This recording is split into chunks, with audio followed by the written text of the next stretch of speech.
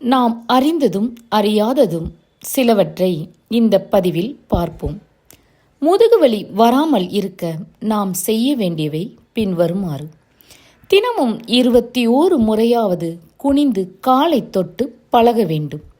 அமரும்போது வளையாமல் அமர வேண்டும்.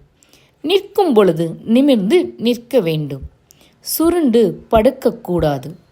கனமான தலையணைகளை தூக்கி எறிந்துவிட வேண்டும். தினமும் 23 நிமிடங்கள் வேகமாக நடக்க பழகவும். 70 நிமிடங்களுக்கு மேல் தொடர்ந்து ஒரே இடத்தில் உட்காரக்கூடாது. 2 சக்கர வாகனம் ஓட்டும் பொழுது குனிந்து ஓட்டக்கூடாது. பளுவான பொருட்களை தூக்கும் பொழுது குனிந்து தூக்கக்கூடாது.